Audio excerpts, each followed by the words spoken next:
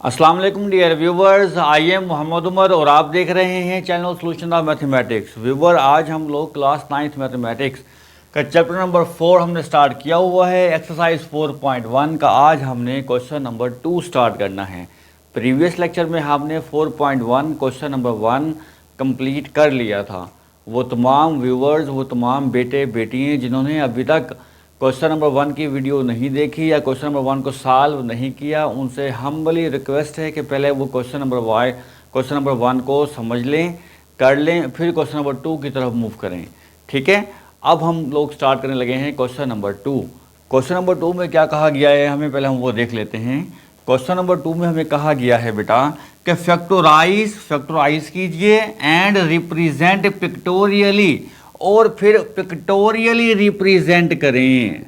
Okay, यानी कि हमने क्वेश्चन नंबर 1 में फैक्टराइज किया था बेटा, अब क्वेश्चन नंबर 2 में हमें फैक्टराइज भी करना है एंड और साथ साथ उसके रिप्रेजेंट करना है पिक्टोरियली, उसके आंसर को या उसकी एक्सप्रेशन को पिक्टोरियली भी आपने क्या करना है, उसको शो करना है, रिप्रेजेंट करना है। तो मूव करते हैं। फर्स्ट ऑफ ऑल हम पहले इन दोनों पार्ट्स को बेटा फैक्टराइज करेंगे और उसके बाद समझेंगे कि हम इन एक्सप्रेशंस को कैसे पिक्टोरियली रिप्रेजेंट कर सकते हैं।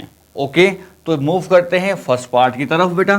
फर्स्ट पार्ट में हमारे पास दो टर्म्स दी गई हैं। ये एक एक्सप्रेशन है, इसमें कितनी टर्म है बेटा, दो टर्म्स हैं। अगर हमारे पास दो टर्म हो एक्सप्रेशन के और हमें फैक्टराइज करना हो तो हमें क्या काम करना होता है, जो हमने क्वेश्चन नंबर 1 में किया था, हमें इनमें से पहले कॉमन लेना होता है। तो बेटे कॉमन कैसे लेते हैं, यहाँ पर देखें 5 है, ये 15 है, ये 5 और 15 किस टेबल में आते हैं, वो जो टेबल होगा वो आपका कॉमन आएगा, यानी कि ये 5 हमारे पास क्या आएगा बेटा, इसका कॉमन आ जाएगा। ओके, इसके बाद अब बेटा यहाँ से 5 कॉमन आ गया तो 5 1 टाइम 5, यहाँ पर क्या बचेगा हमारे पास, x बचेगा। 15 है तो 5 का टेबल पढ़ें, 5 3 टाइम क्या होगा हमारे पास, 15 होगा। बहुत आसानी से हमने क्या किया बेटा, इसको फैक्टराइज कर लिया। ये मज़ीद सॉल्व नहीं हो सकता, इसलिए हमने इसको यहाँ पर रोक दिया है। ओके, अब हम पहले इसको फैक्टराइज करते हैं, इसके बाद हम इनको रिप्रेजेंट करेंगे पिक्टोरियली। बहुत इंपॉर्टेंट क्वेश्चन है, पिक्टोरियल रिप्रेजेंटेशन आपने अच्छे तरीके से समझनी है। पहले आप इनके फैक्टराइजेशन समझ लें बेटा। अगर दो टर्म हो तो जस्ट हमें कॉमन लेना होता है और उसके बाद देखना होता है क्या ये मज़ीद आगे सॉल्व होता है। अगर सॉल्व होता है तो ठीक, नहीं होता तो बस वो उसका क्या होता है बेटा, आंसर होता है। ठीक है, अब चलते हैं हम सेकंड पार्ट की तरफ। ये बहुत ही ज़्यादा इंपॉर्टेंट पार्ट है बेटा, क्योंकि यहाँ पर आप फैक्टराइजेशन का सेकंड स्टेप समझने लगे हो। फर्स्ट स्टेप क्या था हमारे पास, कॉमन लेना। अब सेकंड स्टेप आप इसमें समझ जाएंगे, तो फोकस कीजिए। हमारे पास देखें इस एक्सप्रेशन में कितनी टर्म्स हैं बेटा, हमारे पास इस एक्सप्रेशन में 3 टर्म्स हैं, x², 4x और 3। तो टोटल कितनी टर्म्स हुई हमारे पास, 3 टर्म हो गई। ओके, अब अगर 3 टर्म हो तो फर्स्ट स्टेप क्या होता है बेटा, फर्स्ट स्टेप यही है कि हमें पहले इन तीनों से कुछ कॉमन लेना है, अगर आता है, अगर पॉसिबल है तो आप लोग देख सकते हैं बेटा तीनों में कोई चीज़ कॉमन नहीं आ रही। x यहाँ पर अवेलेबल है, यहाँ पर अवेलेबल है, लेकिन यहाँ पर अवेलेबल नहीं है। 4 और 3 देखें, इसमें कोई नंबर नहीं आ रहा जो हम टेबल लेते हैं। वैसे भी 4 और 3 किसी एक टेबल में आता नहीं है। ओके, तो कहने का मतलब ये हुआ कि इन 3 टर्म्स में से हमारे पास कुछ भी कॉमन नहीं आ रहा। ओके, तो हम क्या करेंगे, हम अब सेकंड ऑप्शन की तरफ जाएंगे, प्लान बी की तरफ जाएंगे। प्लान ए क्या है हमारे पास, कॉमन लेना, जो कि नहीं आ रहा। प्लान बी क्या है, ज़रा फोकस कीजिए वाइट बोर्ड की तरफ ताकि आपको समझ आए, और इसी पर डिपेंड कर रहे हैं आने वाले क्वेश्चन भी। ओके, तो हमें क्या करना होगा, अगर कॉमन ना आ रहा हो तो बेटे ये कांस्टेंट टर्म है, ये वाली आपने इस टर्म को मल्टीप्लाई करना है x² के कोफिशिएंट के साथ। इसका कोफिशिएंट क्या है, x² के साथ कौन है, कोई नहीं है। जिसका कोई नहीं होता उसका कौन होता है, उसका अल्लाह होता है। इसका मतलब ये हुआ यहाँ पर अल्लाह का अलिफ है, अलिफ मैथमेटिक्स में यहाँ पर 1 मौजूद है। ओके, तो जब हम 3 को इस 1 से मल्टीप्लाई करेंगे तो बेटा हमारे पास जो रिज़ल्ट आएगा वो क्या आएगा, 3 1 टाइम होता है 3 हमारे पास। ओके, 3 को जब मैंने 1 से मल्टीप्लाई किया तो आंसर कितना आ गया हमारे पास, 3 आ गया। तो 3 1 टाइम कितना हुआ हमारे पास बेटा, 3 हो गया। क्लियर हो गई बात आपको जी। अब नेक्स्ट मूव करते हैं, यानी कि आपने क्या करना है, कांस्टेंट टर्म को मल्टीप्लाई करना है एक्स स्क्वायर के कोफिशिएंट के साथ। कोफिशिएंट कितना है, 1 है। तो 3 1 टाइम 3, जो आंसर आए उसको आपने रफ साइड पर लिख लेना है। ओके, अब आपको ऐसे नंबर चाहिए जिन्हें मल्टीप्लाई करने पर 3 आए। देखते हैं बेटा, 1 मल्टीप्लाई 3 करें तो हमारे पास कितना रिजल्ट आएगा, 3 आएगा। या फिर 3 मल्टीप्लाई 1 करें तब कितना रिजल्ट आएगा हमारे पास, 3 आएगा।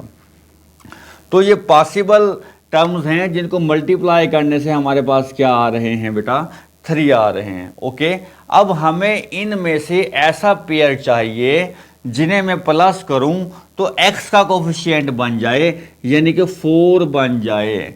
तो इस सिचुएशन में 3 को 1 में ऐड करें या 1 को 3 में ऐड करें तो आपके पास दोनों ही सूरत हाल में 4 बन रहा है।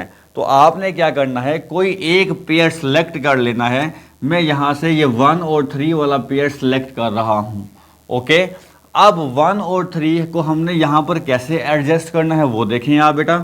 हमें फर्स्ट स्टेप क्या करना होगा, यहाँ पर फर्स्ट टर्म सेम लिखनी है जो भी दी गई है, और लास्ट टर्म हमने सेम लिखनी है जो भी दी जाए आपको। सिर्फ सेंटर वाले टर्म को हमने चेंज करना है, इसको इसके फैक्टर्स वाली फॉर्म में लिखना है। अब 4x की जगह मुझे 1 और 3 को एडजस्ट करना है। मैं कैसे करूँगा, तो बेटा मैं क्या करूँगा, यहाँ पर प्लस, यहाँ पर क्योंकि x है तो इस 1 के साथ x लिखूँगा। 1x का मतलब सिर्फ x हो सकता है, और 3 के साथ भी मैं x लिखूँगा, क्योंकि 3x प्लस x मिलकर क्या बनाएंगे, 4x बनाएंगे। बेटा मेरी जेब में 100 का एक नोट हो या 50-50 के 2 नोट हो तो कोई फ़र्क नहीं पड़ेगा, एक ही अमाउंट है वो। तो हमने भी यहाँ पर ऐसा ही किया, 4x को हटाकर हमने किस में कन्वर्ट किया, 1x प्लस 3x में। तो 4x लिखें या 1x प्लस 3x लिखें, एक ही बात है। ये भी 4 है और इनको मिलाने से भी कितना बनता है बेटा, 4 ही बनता है। तो अब हमने ऐसा क्यों किया, क्योंकि हम इसको फैक्टराइज करना चाहते थे और 3 टर्म्स से कॉमन आ नहीं रहा था। अब टर्म्स काउंट कीजिए कितनी हो गई हैं, 1 2 3 4। अब हमारे पास 4 टर्म्स अवेलेबल हैं हमारे पास। अगर आपको 4 टर्म्स दी जाएं तो बेटा आपने क्या करना है, 2 टर्म्स से कॉमन लेना है। अब चारों से इकट्ठा कॉमन आपने नहीं लेना, 2 टर्म्स से कॉमन लेना है। तो फोकस कीजिए, इन 2 टर्म्स में से कॉमन क्या आ रहा है आपके पास जी, x कॉमन आ रहा है, यहाँ से x कॉमन ले लें आप। ओके, जब यहाँ से आपने एक x निकाल दिया तो यहाँ पर क्या बचेगा, एक x बचेगा। यहाँ से x निकाल दिया तो क्या बचेगा, 1 बचेगा। सेम एज नेक्स्ट 2 टर्म से कॉमन लें, क्या आ रहा है, यहाँ से 3 कॉमन आ रहा है, 3 कॉमन ले लें। यहाँ पर क्या बचेगा, x बचेगा। यहाँ से आपने 3 निकाला तो 3 1 टाइम 3 होता है, तो यहाँ पर 1 बचेगा। ओके, जब आपने 2 टर्म्स से कॉमन लेना है तो आपने देखना है क्या ब्रैकेट के अंदर सेम टर्म्स आ रही हैं। अगर सेम टर्म्स आ रही हैं, ये वाली टर्म, ये वाला जो आपका टर्म है एक ब्रैकेट के अंदर वाला पार्ट, ये सेम है, तो इसका मतलब है आप फैक्टराइजेशन बिल्कुल ठीक कर रहे हैं। अगर इसमें प्लस या माइनस का भी डिफरेंस आ रहा है, इसका मतलब है आप गलत कर रहे हैं। क्वेश्चन को चेक कीजिए। ओके, अब हमें क्या करना होगा, अब बेटा मेरे पास ये एक टर्म ये वाली है और एक टर्म ये है, इसका जो कॉमन एरिया है वो कौन सा है, x प्लस 1 x प्लस 1। तो बेटा हम क्या करेंगे, यहाँ से x प्लस 1 को कॉमन ले लेंगे, x प्लस 1 यहाँ से कॉमन लेंगे। जब मैं इस एरिया में से x प्लस 1 को निकाल लूँगा तो क्या बचेगा, x बचेगा। आगे चलें, जब इस एरिया में से x प्लस 1 को निकाल लेंगे तो यहाँ पर क्या बचेगा, यहाँ पर प्लस 3 बच जाएगा। ओके, तो हमने इसको बेटा फैक्टराइज कर लिया।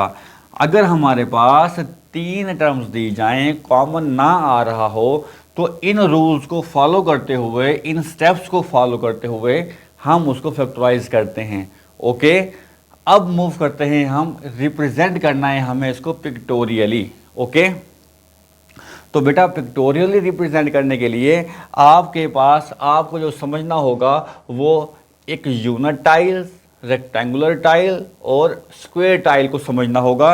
ये आपकी बुक पर पेज नंबर 66 पर दिए गए हैं। ओके, तो मैं यहाँ पर आपको समझा रहा हूँ, आप पेज ओपन कर लें, पेज नंबर 66। ये समझने की ज़रा कोशिश कीजिए ताकि हम इनकी हेल्प से इसको पिक्टोरियली इनको रिप्रेजेंट कर सकें। ओके बेटा, पहले समझ लें, यहाँ पर मैंने लिखा है यूनिट टाइल। ओके, आपको बेटा बुक पर भी नज़र आ रही होगी, वाइट बोर्ड पर भी आपको नज़र आ रही है कि यहाँ हमने एक स्क्वायर बॉक्स बनाया है जिसकी लेंथ और विड्थ 1 1 है। इसका मतलब स्क्वायर शेप में है ये, और ये 1 ये और 1 ये, लेंथ भी 1 को रिप्रेजेंट कर रही है और विड्थ भी इसकी 1 रिप्रेजेंट हो रहा है। इसीलिए इसका नाम क्या है बेटा, यूनिट टाइल, यानी कि यूनिट कहते हैं 1 को, जिसका एरिया 1 हो। अब जब मैं इसका एरिया लूंगा तो 1 × 1 आंसर कितना आएगा, 1 ही आएगा। तो इसीलिए इसका नाम क्या है बेटा, यूनिट टाइल है। ओके, आपकी बुक में रिप्रेजेंट किया गया है, एक को ग्रे शेड दी गई है और एक को वाइट शेड दी गई है, बुक से देख लें। मैंने भी यहाँ पर शेड किया है, तो ये जो ग्रे शेड दी वाला है इसका मतलब +1 है, ये +1 को रिप्रेजेंट करने के लिए यूज़ करना है हमें। और जो वाइट शेड है तो ये हमारा -1 को रिप्रेजेंट कर रहा है। ओके, तो आपको यहाँ पर एक बात समझ में आ गई कि जो यूनिट टाइल है वो रिप्रेजेंट कर रही है 1 को।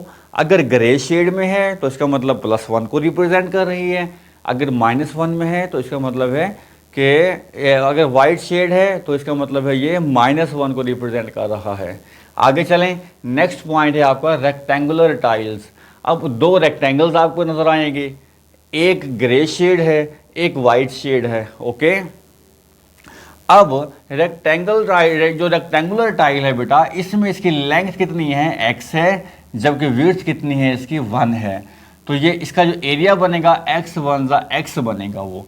ओके, तो ये जैसे हमने 1 को नंबर को रिप्रेजेंट करने के लिए यूनिट टाइल का यूज़ किया, इसी तरह से x को रिप्रेजेंट करने के लिए रेक्टेंगुलर टाइल का यूज़ किया हमें। ओके, जहाँ पर x को रिप्रेजेंट करना होगा वहाँ पर हम रेक्टेंगल्स ड्रॉ करेंगे। ओके, और अगर आपको +x चाहिए तो ग्रे शेड यूज़ करेंगे, अगर आपको -x चाहिए होगा तो आप वाइट शेड यूज़ करेंगे। अब मूव करते हैं बेटा इसके नेक्स्ट, स्क्वायर टाइल्स। अब यहाँ पर स्क्वायर टाइल में क्या है बेटा, एक स्क्वायर आपको नज़र आ रहा है बॉक्स, जिसकी लेंथ और विड्थ दोनों x रिप्रेजेंट की गई हैं। क्योंकि जब इसका एरिया आएगा वो क्या आ जाएगा, x × x स्क्वायर आ जाएगा। तो x स्क्वायर को रिप्रेजेंट करने के लिए हम जो यूज़ करेंगे शेप वो क्या होगी, स्क्वायर्ड टाइल होगी। अगर ये ग्रे शेड में होगा तो +x² है, अगर ये वाइट शेड में होगा तो इसका मतलब होगा ये -x² है। यहाँ तक उम्मीद है आपको ये 3 चीज़ें मैंने जो समझाई हैं समझ आ गई होंगी। आपने जब नंबर को रिप्रेजेंट करना होगा तो आपको यूनिट टाइल चाहिए, बिलफर्ट हमें अगर 5 चाहिए तो 5 या हमें 5 यूनिट टाइल का यूज़ करना होगा उसमें। ओके, अगर आपको x को रिप्रेजेंट करना है तो वहाँ पर रेक्टेंगुलर टाइल यूज़ करेंगे। ये रेक्टेंगुलर शेप ज़रूरी नहीं है कि इसी तरह से हो, ये रेक्टेंगुलर शेप इस तरह से भी हो सकती है, यहाँ पर देखेंगे, लेकिन इसकी जो लेंथ होगी वो हमेशा x रहेगी और जो इसकी विड्थ होगी वो हमेशा 1 रहेगी, चाहे वो इस हॉरिजॉन्टल हो चाहे वो वर्टिकल हो। ओके, जो लेंथ वाला एरिया है उसका वो x होगा। देखें इधर भी लेंथ मैंने x से रिप्रेजेंट की है, विड्थ 1 होगी, विड्थ यहाँ पर जैसे 1 दी गई है। ओके, अब देखते हैं कि हम x² + 4x + 3 को पिक्टोरियली हम कैसे रिप्रेजेंट कर सकते हैं। बेटा फर्स्ट ऑफ ऑल आप देखें, आपको यहाँ पर क्या दिया गया है, x² दिया गया है। अब x² को रिप्रेजेंट करने के लिए आपको क्या चाहिए, आपको स्क्वायर टाइल चाहिए एक। ओके, तो मैं यहाँ पर ड्रॉ कर रहा हूँ, देखें ये मैं एक स्क्वायर टाइल यूज़ कर रहा हूँ। ये किसको रिप्रेजेंट करेगी मेरी, ये मुझे x² को रिप्रेजेंट कर देगी, क्योंकि ये भी x है, इसकी लेंथ और इसकी विड्थ भी x है। तो जो ये वाला एरिया होगा ये क्या हो जाएगा, मेरा x² हो जाएगा। ओके, इसके बाद एक्स स्क्वायर 4x को हम कैसे रिप्रेजेंट करेंगे, हम बेटा 4x के रिप्रेजेंटेशन के लिए इसके फैक्टर्स की तरफ आएंगे। अब इसके फैक्टर में क्या लिखा हुआ है, x + 1, क्या लिखा हुआ है, x + 1 लिखा हुआ है। अब x + 1 हम कैसे रिप्रेजेंट करेंगे वो देखें बेटा। यहाँ पर देखें, ये मेरे पास जो विड्थ या समझ लें आप इसके लेंथ क्यों बराबर है, लेंथ भी बोल सकते हैं इसको, विड्थ भी बोल सकते हैं। ये वाला एरिया है x, मुझे इसके आगे चाहिए 1। अब 1 में कैसे लेकर आऊँगा, 1 के लिए मैं रेक्टेंगुलर टाइल का यूज़ करूँगा। तो क्योंकि ये 1 के x के 4x चाहिए ना मुझे, तो x को रिप्रेजेंट कौन कर रहा है, x की रिप्रेजेंटेशन है रेक्टेंगुलर टाइल के लिए। तो रेक्टेंगुलर टाइल ड्रा करनी है, 4 लाने के लिए मैं क्या कर रहा हूँ, एक x, ये यहाँ पर देखें क्या लिखा हुआ है, ये x लिखा हुआ है, ठीक है। x में क्या ऐड करना है, हमें 1 को ऐड करना है। तो यहाँ पर मुझे क्या करना होगा, यहाँ बेटा x में मैं प्लस करूँगा 1 को, 1 के लिए मैं यहाँ पर एक रेक्टेंगुलर टाइल यूज़ करूँगा। तो यहाँ मैंने लिखना है +1, ये प्लस ये वाला, ये जो है ये वाली चीज़ ये 1 है। ओके, क्लियर हो गई बात। इसी तरह से आगे देखें, x में क्या ऐड करना है मुझे 3, तो एक x तो मैंने ये वाला यूज़ कर लिया, अब दूसरा x ये वाला यूज़ करेंगे। अब मुझे 3 चाहिए, तो मैं यहाँ पर क्या चलूँगा 1, ये 2 और फिर इसके बाद ये 3। ओके, ये हमारे पास हो गई प्लस ये वाला कितना आ गया हमारे पास 3, ठीक हो गया। अब इनको एक्सटेंड कर दें आप बेटा, यहाँ से ये एक्सटेंड कर दें, इसको ये लाइन को एक्सटेंड कर दें, इधर से ये वही लाइन एक्सटेंड कर दें। अब ज़रा गौर से समझिए ये हुआ क्या है। तो इस वक्त बेटा यहाँ पर देखेंगे ये 1 है, 1 × x करें तो ये वाला एरिया जो दिया गया है ये x दिया गया है। ओके, क्लियर हो गई बात। इसके बाद देखें ये वाला ये वाली लेंथ कितनी है हमारी, ये वाली x है बेटा, ये x दी हुई, ये 3 है, x × 3, तो ये वाला एरिया कितना दिया हुआ है हमें, ये वाला एरिया हमारे पास 3x आया हुआ है, ये सारा एरिया, ये तीनों वाला। ओके, जबकि ये यूनिट बने हुए, यूनिट टाइल 1 2 3, ये 1 ये 2 और ये 3, ये वाला जो 3 है इसको रिप्रेजेंट कर रहा है, ये 3 आ गया देखें। ओके, 4x कहाँ पर है, 3x ये है हमारे पास, एक x ये है, ये कितने हो गए हमारे पास 4x हो गए, और x² ये हमारे पास x² दिया गया है। अब बेटा ज़रा गौर से देखें कि हमारे पास तीनों टर्म्स पॉजिटिव हैं। तीनों टर्म्स का पॉजिटिव होने का मतलब है कि आपको सारी डायग्राम को क्या करना है, शेड करना है, ग्रे शेड करना है, क्योंकि पॉजिटिव टर्म्स को हमें क्या करना होता है, ग्रे शेड करना होता है। तो इस तरह से हमने अपने इस एक्सप्रेशन को रिप्रेजेंट किया है पिक्टोरियली। क्लियर हो गई बात। अब देखते हैं फर्स्ट पार्ट को। फर्स्ट पार्ट में देखें आपको x² नहीं दिया गया। अगर x² नहीं दिया गया तो स्क्वायर टाइल का हम यूज़ इसमें नहीं करेंगे। ओके, अब हम क्या करेंगे, हमें चाहिए 5x चाहिए, हमें ऐसे है ना, हमें क्या चाहिए 5x। तो फोकस कीजिए, 5x, x के लिए तो हमें रिप्रेजेंट किया करते हैं बेटा रेक्टेंगुलर टाइल, तो हम यहाँ पर रेक्टेंगुलर टाइल्स का यूज़ करेंगे। पहले देखें, फोकस कीजिए, ये x है, हमें चाहिए 5, तो ये 1 2 3 4 और ये 5, ये हमारे पास आ गए हैं 5, ये x, तो ये वाला एरिया कितना हो गया हमारा 5x हो गया है। ओके, अब ये वाला एरिया हमारे पास 5x हो गया, ये वाला एरिया। ओके, अब बेटा हमें क्या चाहिए, x में ऐड करना है 3 को, तो हम यहाँ पर क्या करेंगे 1 2 और ये 3 रेक्टेंगल्स ड्रा करेंगे, ताकि यहाँ पर प्लस क्या हो जाए हमारे पास 3 हो जाए। आप इन लाइंस को एक्सटेंड कर दें, इन लाइंस को एक्सटेंड कर दें बेटा, इन लाइन को एक्सटेंड कर दें, तो ये यूनिट टाइल्स बन गई। कितनी है ये काउंट कर लें, 1 2 3 4 5 6 7 8 9 10 11 12 13 14 15, तो ये 15 की रिप्रेजेंटेशन हो गई ये वाली। ओके, जबकि 5x कहाँ पर है, ये 5 ये × x, तो ये वाला एरिया क्या हो गया हमारा 5x हो गया है। ये वाला एरिया 5x है हमारे पास, जबकि ये यूनिट टाइल्स बनी हुई हैं ये कितने हैं 15 है हमारे पास। तो हमने अपनी इस एक्सप्रेशन को भी क्या कर लिया है, हमने इसको पिक्टोरियली रिप्रेजेंट कर लिया है। अब हमारे पास दोनों टर्म्स प्लस की हैं, तो इसका मतलब है हमें इसको ग्रे शेड करना होगा। तो हमने इस सारे को क्या कर देना है बेटा, शेड कर देना है। तो इस तरह से हमने इसको भी पिक्टोरियली रिप्रेजेंटेशन हमने इसकी भी कर ली है। बेटा पहले हमने क्या किया, इनको फैक्टराइज किया और उसके बाद इसको पिक्टोरियली रिप्रेजेंट किया है। अब मूव कर रहे हैं हम इसके नेक्स्ट थर्ड पार्ट की तरफ। वो तमाम व्यूवर्स जिन्होंने अभी तक चैनल को सब्सक्राइब नहीं किया, उनसे रिक्वेस्ट है कि पहले वो चैनल को सब्सक्राइब कर लें, बेल आइकन को ऑन कर लें, ताकि हमारी आने वाली वीडियो का नोटिफिकेशन आपको मिलता रहे। जी बेटा मूव कर रहे हैं थर्ड पार्ट की तरफ। हमारे पास 3 टर्म दी हुई हैं, x² + 6x + 8। हमें इनको पहले फैक्टराइज करना है और बाद में रिप्रेजेंट करना है पिक्टोरियली।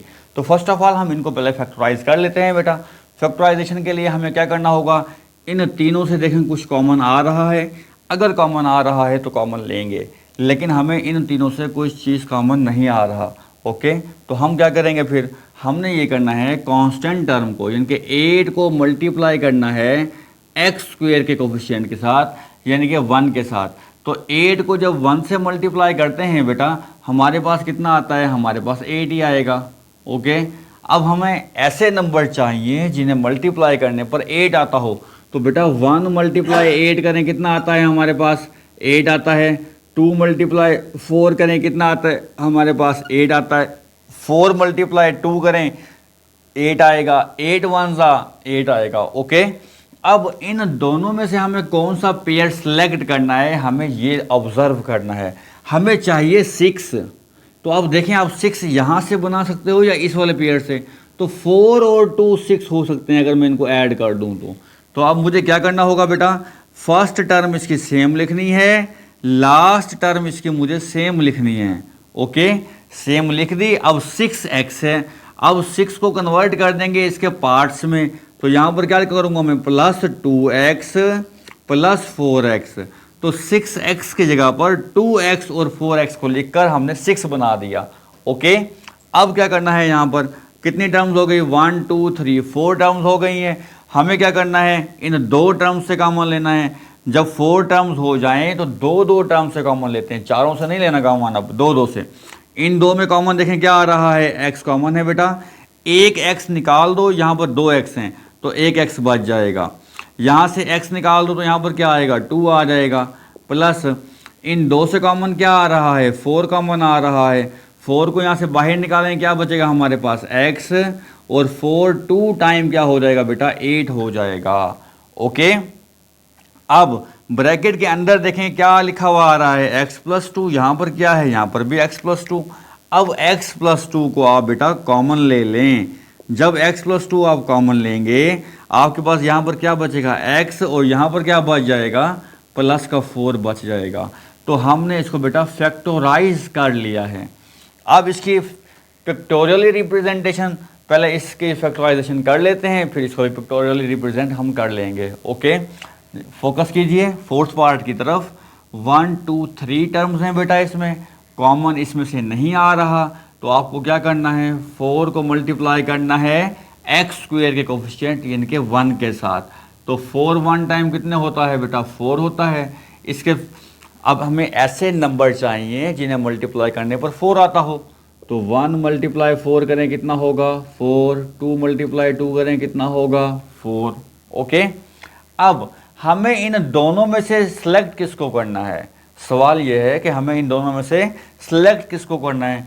हमें यहाँ पर x का कोफिशिएंट चाहिए 4, जिनको प्लस या माइनस करने पर 4 मिले। तो बेटा यहाँ पर देखें, 2 और 2 को अगर हम प्लस करें, कितना आएगा हमारे पास, 4 आ जाएगा। तो यहाँ पर हम क्या लिखेंगे, फर्स्ट टर्म सेम लिखेंगे x² प्लस यहाँ पर 4, लास्ट टर्म भी हम सेम लिख लेंगे अपनी। तो फर्स्ट टर्म हमने बेटा सेम लिख ली है, लास्ट टर्म सेम लिख ली है।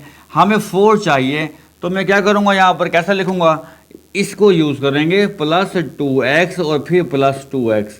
2x और 2x कितने हो जाएंगे मेरे पास बेटा, 4x हो जाएंगे। ओके, अब फर्स्ट 2 टर्म से कॉमन क्या आ रहा है हमारे पास, x कॉमन आ रहा है। तो यहाँ पर क्या बच गया, एक x बच गया, एक x बाहर निकाल दिया।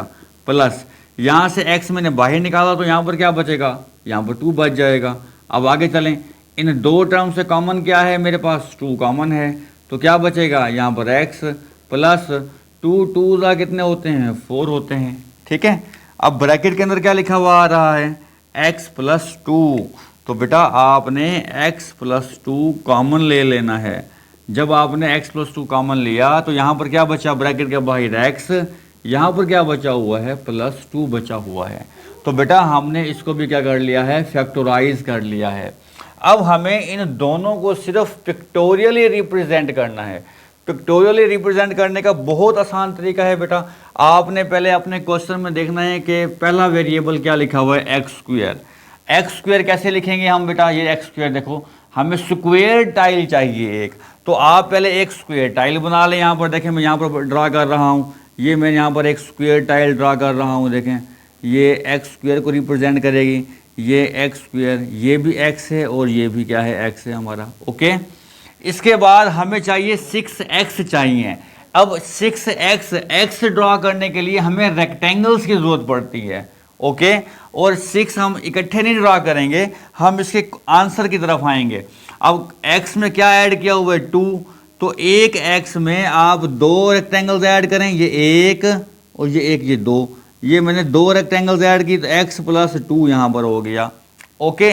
आगे x प्लस 4, इस वाले x में 4 रेक्टेंगल्स ऐड कर दें, ये 1, ये 2, फिर 3 और फिर ये 4। जब आपने 4 रेक्टेंगल्स ऐड करनी है, इन लाइंस को आप एक्सटेंड करेंगे तो आपकी डायग्राम कंप्लीट हो गई। देखें कैसे कंप्लीट हो गई, मैं आपको समझा देता हूँ एक बार जी। ये हमने x में प्लस किया 4 को, ओके बेटे। ये जो हमारे रेक्टेंगुलर टाइल्स हैं ये x को डिनोट करती हैं, ये पता है आपको।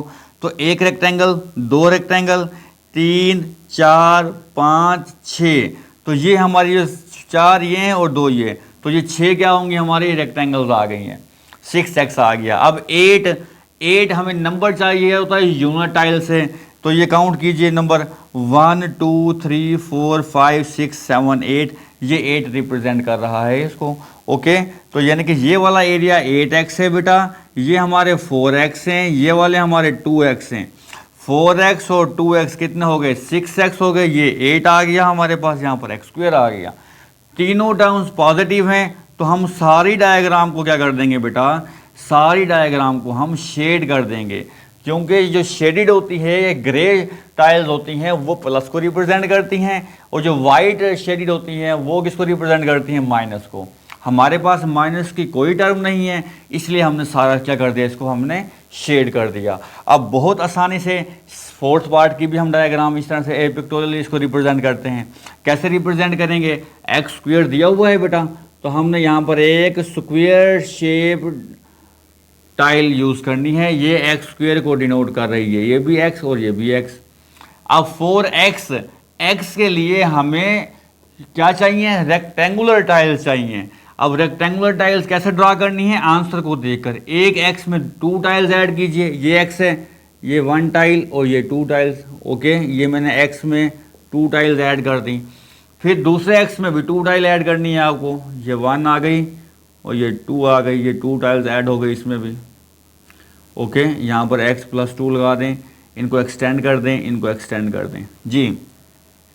अब आप रेक्टेंगुलर टाइल्स देखें, ये 2 टाइल्स ये हैं हमारे पास 2x, 2 टाइल्स ये हैं ये 2x, तो 2x और 2x कितने हो जाएंगे, 4x। ये जो यूनिट टाइल्स हैं 1 2 3 4, ये क्या हैं, ये 4x हैं, ओके। तो आपने इसके अंदर ये लिखना नहीं है, ये मैं आपको समझाने के लिए लिख कर दे रहा हूँ इसके अंदर। अब ये सब के सब प्लस हैं, तो आपने क्या करना है बेटा, सबको शेड कर देना है। तो बेटा हमने बहुत आसानी से फैक्टराइजेशन भी कर ली और हमने अपनी एक्सप्रेशंस को पिक्टोरियली रिप्रेजेंट भी करना सीख लिया है। वीडियो को बार बार देखें ताकि आपको डायग्राम जो हमने पिक्टोरियली रिप्रेजेंट किया है ये आपको रिप्रेजेंट करना आ जाए। अगर फिर भी कोई प्रॉब्लम है, कोई कन्फ्यूजन है बेटा, कमेंट बॉक्स में कमेंट कीजिए, इंशाल्लाह पहली फुर्सत में आपको रिप्लाई करूँगा। अब तक के लिए इतना ही, मिलते हैं इंशाल्लाह नेक्स्ट लेक्चर में नेक्स्ट क्वेश्चन के साथ। अल्लाह हाफिज़।